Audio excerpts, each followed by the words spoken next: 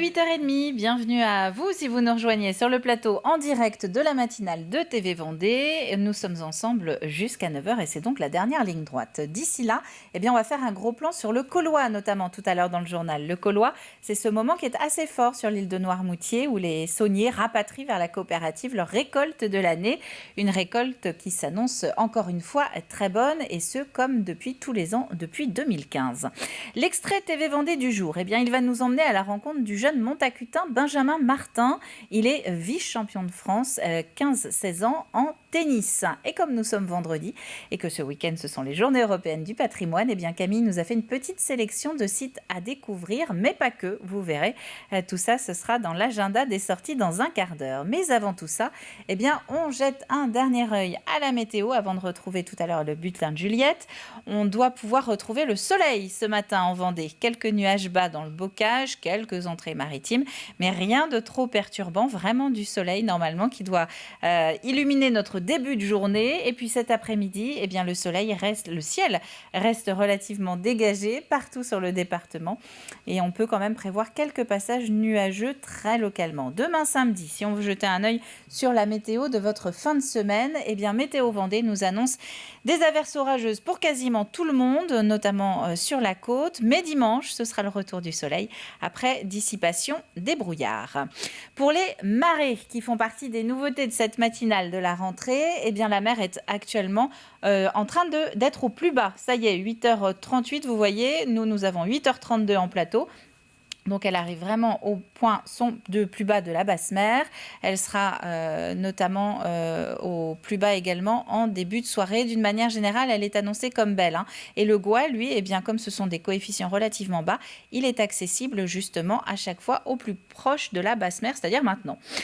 Du côté des marchés du vendredi, faites votre choix, il y en a pour tout le monde, vous le voyez, 25 communes en Vendée qui organisent aujourd'hui un marché alimentaire.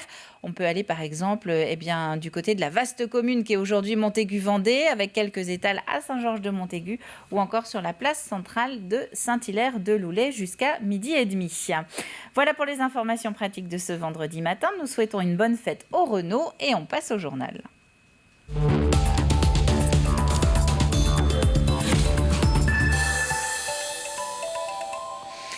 Et nous allons commencer ce journal avec des soignants qui se sont retrouvés devant la préfecture de Vendée hier pour manifester leur colère. Ils protestent notamment contre l'obligation vaccinale en place depuis mercredi dans tous les établissements de santé. 6 soignants sont pour le moment suspendus faute d'être vaccinés. L'une d'entre eux a même entamé une grève de la faim. Écoutez. Je pense que ça doit être un choix. Surtout que, tout le monde doit le savoir, les vaccins, ils sont à titre expérimental. Moi, en plus, j'ai une maladie et ça peut réactiver la maladie, sauf que ça ne fait pas partie des critères de contre-indication de l'HAS. C'est difficile, je suis une mère célibataire avec 2 enfants, plus de salaire. Et puis mon travail que je connais depuis plus de 25 ans et du jour au lendemain, on me met sur la touche. Ouais, je trouve ça scandaleux, effectivement. Ouais. Et c'est un mouvement qui a été rejoint en fin de journée par une trentaine de personnes venues soutenir les soignants concernés.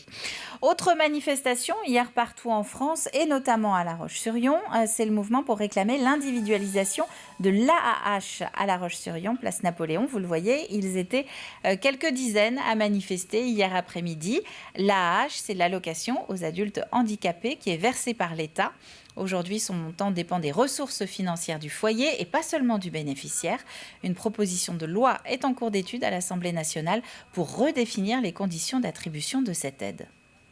Une personne qui vit chez ses parents, qui est en situation de handicap, on ne demande pas les revenus, donc la personne va toucher ses 900 € environ par mois, il n'y aura pas de souci. Mais si la personne est pacsée, mariée et autres, on prend les revenus du couple et donc par définition, si la personne gagne 1 700 à 2 000 € par mois, la personne n'aura peut-être pas complètement l'allocation adulte handicapé supprimée, mais au lieu d'avoir ces 900 € par mois qui lui donnent un minimum, je dis bien un minimum d'autonomie financière, s'il lui reste plus que 400 € pour vivre, beaucoup de personnes perdent l'indépendance financière. Dans le reste de l'actualité, ce temps fort qui se termine donc tout juste pour les habitants de l'île de Noirmoutier. C'est le Caulois. C'est le moment donc où tous les producteurs de sel rapatrient leur production vers la coopérative. 2021 est une année qui s'annonce une nouvelle fois très bonne pour les sauniers. Plus de 3000 tonnes de sel ont été récoltées sur Noirmoutier, un cycle vertueux entamé en 2015. Pierre Dalicieux. Des tracteurs qui parcourent l'île de Noirmoutier de Marais-Salan en Marais-Salan pour récolter le sel accumulé durant toute la saison. Afin de le stocker ici, c'est le Caulois, une période de quelques jours qui attire à chaque fois des curieux. Ah ouais, je trouve ça impressionnant. La quantité, les hauteurs de... Je pensais pas, ça fait penser au Sahara. Je crois à la dune du Pilat. Et pourtant, c'est bien à Noirmoutier que cela a lieu. Une récolte cette année visiblement excellente. Une bonne nouvelle pour les récoltants de l'île. On devrait dépasser 3000 tonnes cette année, sachant que notre moyenne sur 10 ans, elle est à 2000 tonnes. Donc on est largement au-dessus de la moyenne. Donc c'est pour ça que c'est vraiment une bonne année. Et sachant qu'en fait, je ne sais pas si c'est réchauffement climatique ou pas, mais en tout cas, ça fait 6 années d'affilée qu'on n'a justement pas eu d'année en dessous de la moyenne. Donc là, l'année dernière, on était sur 2700 tonnes. 2019, c'était une année vraiment exceptionnelle. On avait fait 2 années en une, on avait fait plus de 4000 tonnes. Là, on va être sur plus de 3000 tonnes. C'est vraiment très bien, quoi. On est très contents. Ce récoltant de sel le constate aussi. Installé ici depuis 1999, il enchaîne les bonnes années depuis 2015. Pour lui, pas de doute, le changement climatique n'y est pas pour rien. Il est même ici plutôt bon pour les affaires. Le climat change, oui. On voit que soit c'est plus orageux, soit c'est des périodes de 15 jours où vraiment il y a des vents de nord-est, où la température fait que... Il y a énormément de sel. Depuis 1999, les années se suivaient, mais c'était toujours une année bonne, 2 années mauvaises ou le contraire. Alors que maintenant, depuis 2015, c'est vraiment des années correctes, on va dire. Le sel récolté cette année ne sera pas vendu avant 2024. L'objectif, garder en permanence un stock à la coopérative en cas d'année mauvaise. On va passer au chapitre sport maintenant avec pour commencer un mot de la solitaire du Figaro. La course s'est terminée hier soir et le Vendéen d'adoption Xavier Macaire se classe 2e au général. Le skipper groupe SNEF a talonné le premier, arrivé à Saint-Nazaire un peu après 21h. À quelques minutes seulement le sépare du Nantais Pierre Leboucher. L'ouverture également du village de la Mini Transat 6.5 au Sable d'Olonne. C'était hier, jeudi. On parle toujours de voile, toujours de course. Ce village est situé sur l'esplanade du Vendée Globe jusqu'au départ des 90 participants de la course. Ce sera le 26 septembre prochain. En attendant, le village propose chaque jour des animations au grand public, au programme des ateliers culinaires ou encore des rencontres avec les skippers. Un village qui se veut sympathique, un village où on a essayé d'ouvrir pas seulement aux voileux, mais aux gens qui n'étaient pas voileux. Alors, il y a des choses qu'on avait imaginées avec les contraintes sanitaires aujourd'hui. On n'a pas pu tout faire, mais on garde en réserve pour 2023. Mais l'idée, c'est vraiment de partager avec tout le monde, y compris avec ceux qui connaissent rien au bateau. C'est l'occasion de venir, justement, de pouvoir venir sur une course. Et l'avantage des Mini 650, c'est qu'ils ne sont pas derrière dans des salons VIP, ils sont sur les pontons. Et donc vous pouvez les rencontrer, vous pouvez discuter avec eux, vous pouvez leur poser vos questions et ça c'est vraiment sympa. Et je vous propose maintenant de laisser le bateau pour monter en voiture et prendre la direction du Maroc. C'est là que Fanette Kadou et Vanessa Payet vont passer leurs 10 prochains jours. Le duo est l'un des 190 équipages du rallye Aïcha des Gazelles, une course uniquement féminine qui fête cette année ses 30 ans. Albin Houton est allé à la rencontre des Vendéennes juste avant leur départ. En mars 2020, c'est lors de cette même soirée de lancement que Fanette et Vanessa terminent de préparer, qu'elles apprennent que le rallye Aïcha des Gazelles est reporté. Et après 1 an et demi et plusieurs autres reports, les 2 meilleurs amis et collègues de travail n'y croyaient plus. Premier report, on s'était dit ouais ça va le faire et tout, donc psychologiquement on s'était préparé. Et là, de fait que ça nous a recassé, ça fait vraiment dents de scie, on n'y croyait même plus en fait. En 1 an et demi, entre le premier report et maintenant, il s'est passé 1 an et demi, sachant qu'on a préparé le rallye avant de partir, 1 an et demi aussi avant. Donc ça fait 3 ans qu'on attend de partir quasiment. Et malgré le départ qui approche à grands pas, la peur d'un nouveau report reste présente. Peur d'avoir de nouveau une annonce comme quoi on ne va pas partir. Très stressée parce qu'on a envie de rentrer dans l'excitation de la préparation. Et voilà, cette peur, cette épée de Damoclès au-dessus de la tête fait qu'on se dit non, on va peut-être recevoir un coup de fil pour dire qu'on ne part pas. Des reports qui ont également eu des conséquences sur le 4x4.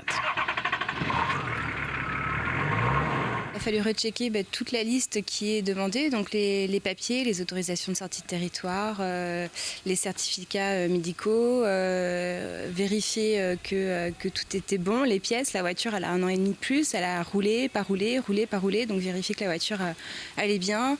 Et puis revoir aussi les bases de la navigation, parce qu'en 1 an et demi on n'en fait pas tous les jours, donc il faut se remettre dedans. La nourriture a dû être rachetée et la trousse médicale a aussi dû être refaite. Mais malgré toutes les incertitudes et les contretemps, cette aventure apparaît comme une bouffée d'oxygène après 1 an et demi à vivre en fonction de la crise sanitaire. Professionnellement, c'est dur, donc on est tous dans cet état d'esprit un petit peu bizarre, un petit peu stressé toujours, et de rajouter le rallye, c'est un autre stress. Mais en même temps, je pense que Fanette et moi, on a vraiment besoin de ça, comme beaucoup d'autres, de s'aérer la tête et de vivre notre truc vraiment à fond, quoi. On a cette chance-là, nous, de pouvoir faire ce rallye à cette période-là, bizarrement, parce que tout le monde a souffert. Et nous, on va avoir cette chance d'être à l'autre bout du monde, de couper justement de tout, du Covid, qu'on est dedans depuis 1 an et demi. On n'aura plus de télé, plus de téléphone, plus rien. Je pense que là, on veut être bien classé, mais je crois qu'on prendra plus de temps à regarder autour de nous, qu'on ne l'a vraiment pas fait la première fois. Une course qui s'était soldée par un abandon après un problème mécanique le matin de la dernière étape. Et on leur souhaite évidemment bonne chance. On va terminer sur ces quelques images qui va peut-être vous donner envie de participer aux Journées européennes du patrimoine. Le château de la Cressonnière, c'est à Ceuzay, se prépare à accueillir ses premiers visiteurs à un site exceptionnel qui est situé entre la Châtaigneraie et Fontenay-le-Comte. Le patrimoine vendéen, il y a beaucoup de choses qui sont très connues, mais il y a aussi beaucoup de choses dans les petites communes qui ne sont pas connues du tout. Et ça, je pense que c'est important.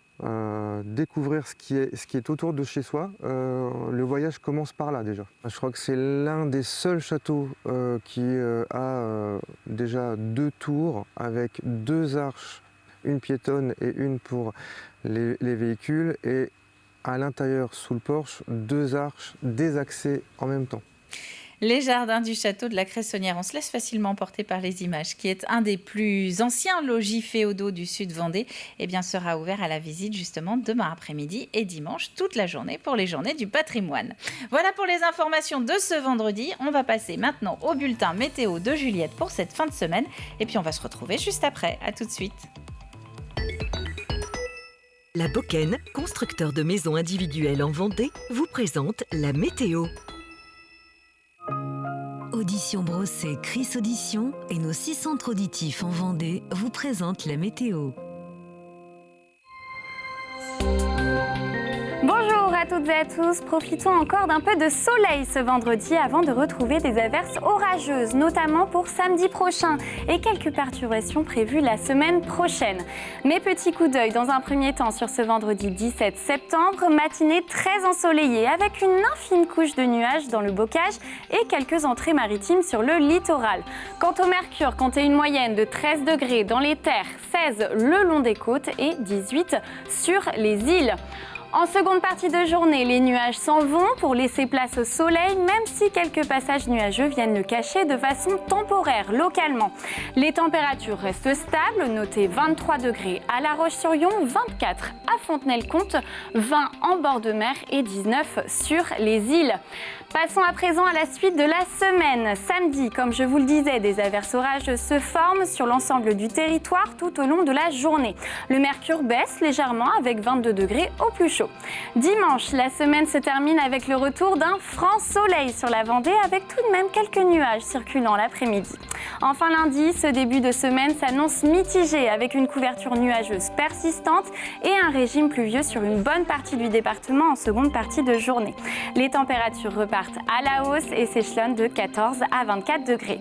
En attendant, revenons à ce vendredi 17 septembre. Très belle fête à tous les Renault, comptez des coefficients de 52 et 58 pour la mer et nous perdrons 3 minutes de soleil. Passez une très belle journée et à demain pour un nouveau bulletin météo sur TV Vendée.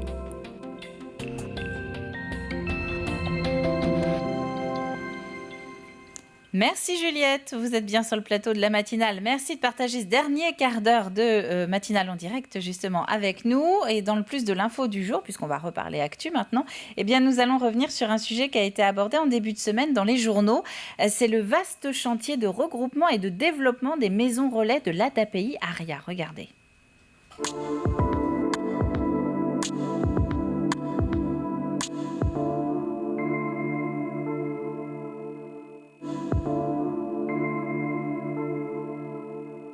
Nous sommes ici sur le futur site d'une résidence accueil et d'une maison relais qui accueille des personnes qui sont, que l'on dit, accidentées de la vie, qui ont eu des événements dans leur vie, soit accident du travail ou pas d'ailleurs, et aussi d'autres personnes qui sont plutôt avec un handicap psychique pour pouvoir après s'insérer dans la société comme tout le monde. De retrouver vraiment une vie comme tout citoyen qui aspire à une vie de droit commun. Voilà, c'est ça le maison relais. Le thème relais est très significatif. Il n'y a pas de durée de séjour, Les personnes sont là, le temps nécessaire avant qu'elles retrouvent un logement autonome. C'est vraiment les accompagner pour accéder à une plus grande autonomie et plus tard de devenir autonomes dans leur parcours de vie. Mais en même temps, c'est important pour ces personnes-là qui ont été fragilisées, qu'elles se sentent sécurisées. Ces personnes moi j'ai des exemples précis de personnes qui sont déjà hébergées par des maisons relais. Ils ont retrouvé un esprit de créativité. Il y a dans le groupe une autre maison relais sur la Roche et sur les Herbiers, des artistes peintres qui se sont découverts une passion pour la peinture. Et je vous assure que c'est très, très intéressant à regarder. Sur la Roche-sur-Yon, il y a actuellement 3 sites qui sont au cœur de ville de la Roche, mais qui sont très anciens, certains d'entre eux très vétustes. Et du coup, il a été jugé pertinent, opportun de regrouper en fait ces 31 places de maisons relais, de les regrouper en un seul lieu. L'intérêt de regrouper sur un seul site plusieurs sites aujourd'hui dispersés, c'est pouvoir mutualiser des services pour les résidents, faire des économies d'échelle, une cuisine, des espaces collectifs en fait qui seront partagés au lieu d'être disséminés. Donc c'est une simple logique d'économie d'échelle. Alors le projet a démarré déjà depuis quelques jours et il sera livré fin second semestre 2022, donc date à laquelle on pourra accueillir les résidents dans des nouveaux locaux tout neufs. La nouvelle construction se réalise enfin. C'est pas fini encore, il faudra attendre un an et demi à peu près. Et je pense que d'ici 2022-2023, ce sera une autre page pour nous, les résidents. J'ai hâte d'y être, je suis même impatient d'y être, mais chaque chose en son temps. Et je pense que tout ira pour le mieux. Et c'est un plus de l'info sur l'ADAPI ARIA que vous allez pouvoir retrouver sur tvvendée.fr dans la rubrique Actu.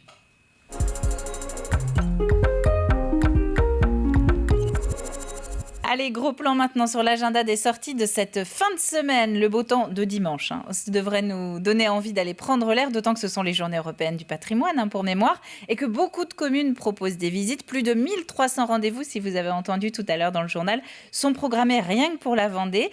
Camille nous en a donc sélectionné quelques-unes. On regarde ça ensemble.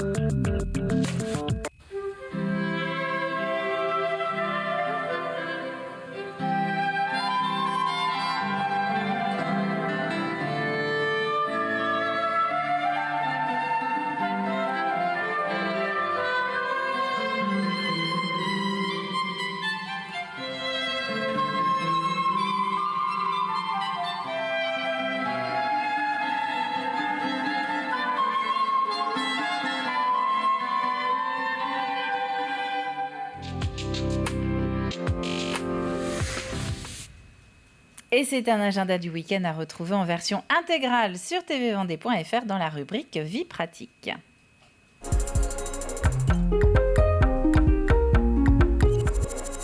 Alors donc, l'agenda est chargé sur cette fin de semaine, mais d'ici là, voilà peut-être une idée de programme sur TV Vendée pour ce vendredi. Dans Visage du sport, par exemple, vous allez pouvoir partir à la découverte et à la rencontre de Benjamin Martin. Il est vice-champion de France 15-16 ans en tennis. Je m'entraîne à peu près 20 heures par semaine, donc avec physique et tennis compris. L'école, depuis cette année, je vais faire par correspondance avec le CNED pour pouvoir m'entraîner encore plus. Après, à côté, je vois aussi un préparateur mental, le kiné, pour éviter les blessures. Depuis que je suis petit, c'est mon rêve de devenir joueur professionnel. Ça demande beaucoup de temps, mais je suis à fond dedans. Je pense qu'il a une bonne attitude, donc il a la chance, il a des moyens un peu limités par rapport à certains niveaux financiers, mais comme il a une belle attitude, je pense qu'il y a des bonnes personnes qui se mettent autour de lui, et donc on espère que ça va continuer. Et donc c'est une belle aventure humaine avant tout. Donc, et de par son attitude et l'entraînement et sa détermination, il donne vraiment 100% de son temps pour ce projet-là, parce qu'il y a des sacrifices à faire. Et ça, il le fait avec plaisir, donc on est content de l'aider dans ce chemin. Visage du sport avec le jeune Benjamin Martin, c'est donc à retrouver notamment ce soir à 20h. Vous êtes bien encore sur le plateau de la matinale, nous sommes en direct et à 8h53, c'est l'heure du rappel des titres. On va commencer par de la voile. On n'a pas d'images pour le moment, mais vous les aurez dans le journal de 12h30. Xavier Macaire se classe 2e de la solitaire du Figaro. Le Vendéen d'adoption est arrivé hier soir à Saint-Nazaire, 10 minutes à peine après le vainqueur au général, le Nantais Pierre Leboucher. Dans le reste de l'actualité, plusieurs manifestations hier devant la préfecture de Vendée. Parmi celles-ci, celle d'une demi-douzaine de soignants contre l'obligation vaccinale. Ils ont été rejoints par une trentaine de soutiens. L'une des soignants non vaccinés a décidé d'entamer une grève de la faim. Ce temps fort également qui se termine tout juste pour les habitants de l'île de Noirmoutier, c'est le Caulois. C'est le moment où tous les producteurs de sel rapatrient leur production vers la coopérative. 2021 est une année qui s'annonce une nouvelle fois très bonne pour les sauniers. Plus de 3000 tonnes de sel ont été récoltées sur Noirmoutier. Et puis le château de la Cressonnière est un des multiples sites vendéens qui se préparent aux Journées européennes du patrimoine. 38e édition organisée demain et dimanche. Plus de 1300 rendez-vous sont recensés par les organisateurs dans le département. Il y a forcément de quoi vous satisfaire. 8h54, on passe au dernier rappel du jeu.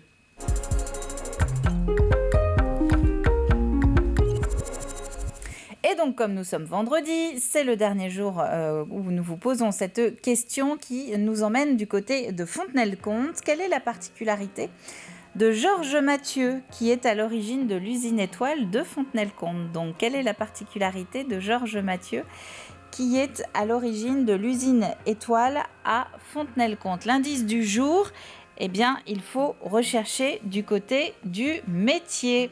Il faut rechercher du côté du métier. La particularité de Georges Mathieu, Mathieu avec un seul T, si vous allez regarder sur Internet. Vous allez pouvoir retrouver l'ensemble des indices sur la page Facebook de TV Vendée. Et puis vous avez jusqu'à ce midi, alors dépêchez-vous pour envoyer votre réponse sur tvvendée.fr. Il y aura 2 gagnants cette semaine qui repartiront avec le cadeau de notre nouveau partenaire qui est le Musée national Clémenceau de Lattre. Chacun repartira avec 2 laissez-passer pour aller visiter les maisons natales de Georges Clémenceau et du maréchal de Lattre de Tassigny, tout ceci étant sur la commune de Mouilleron-Saint-Germain. Voilà pour cette nouvelle matinale de vendredi. On va se retrouver lundi maintenant pour 2 nouvelles heures d'actu et d'infos pratiques consacrées uniquement à la Vendée. Merci à vous en tout cas de votre fidélité grandissante sur ce programme en direct tous les matins sur TV Vendée. Je vais vous souhaiter maintenant une très bonne fin de semaine. Profitez des journées du patrimoine. La météo, on s'en fiche, en intérieur comme en extérieur. Il y a forcément de quoi vous satisfaire avec plus de 1300 rendez-vous donc prévus sur les 2 prochains jours. Très bonne fin de semaine à vous et bien à lundi.